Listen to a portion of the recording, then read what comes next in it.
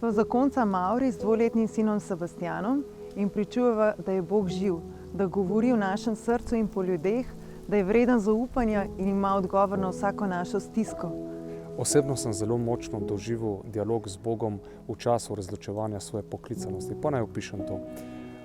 V 3 evropskih duhovnih središčih sem v sebi jasno zaslišal glas: poročil se boš.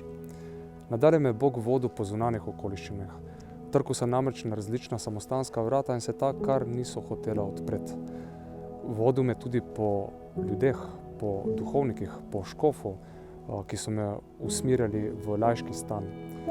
Vodil me po želji, ker po vsem tem obdobju očiščevanja od strahov, od napačne samopodobe, od nepopolne predaje, sem v sebi začutil željo po poročnem stanu. Moja dolgoletna prošnja k Bogu je bila, da bi mi na pot pripeljal moža.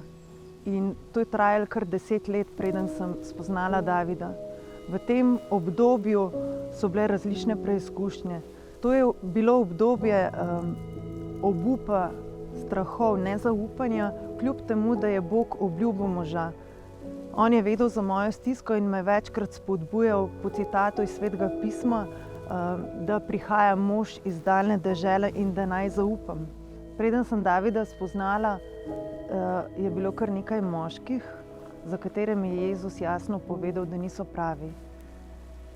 Zanimivo, da mi je tudi pri Davidu, še preden sem ga spoznala, naj povem, da me je enkrat prijateljica poklicala po telefonu in rekla, da je spoznala enega moškega, fejst moškega. In jaz sem v tistem trenutku v srcu jasno prepoznala oziroma slišala, da bo on moj mož, čeprav ga še nisem videla. In to se je res zgodilo.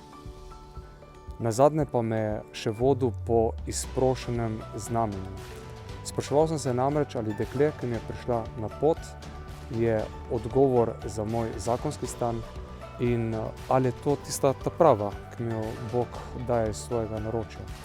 Tako sva šla romat v Medžugorje in tam sem zastavil Bogu test. Rekel sem: glej, če je ona tista ta prava, potem naj poišče v Medžugorju zaročni prstan in jo bom poročal.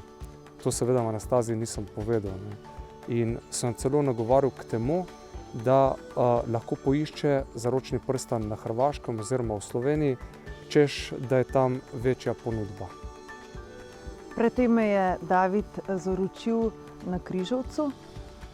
Meni je bilo pa jasno, da moram ta zaročni prstan dobiti v Medžugorju in ne na poti domov ali pa v Sloveniji. No, in sva se poročila. Sledila je še ena preizkušnja, in sicer po letu dni zakona, ko nikakor nisem mogla zanositi, naju je moja ginekologinja napotila na kliniko za zdravljenje neplodnosti, kjer je sledil šok, diagnoza trajna zmanjšana plodnost pri Davidu. Po njihovem mnenju bi lahko prišla do otroka le po umetni oploditvi, na kar pa nisva pristala. V tej stiski sva se zatekla po molitev k mnogim redovnim skupnostim, pa tudi drugim molitvenim skupinam. In vedno znova je prihajala obljuba, da bo Bog dal otroka.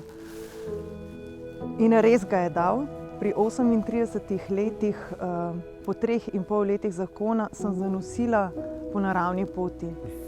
Bog vedno drži obljubo in tudi tokrat ni bilo nič drugače.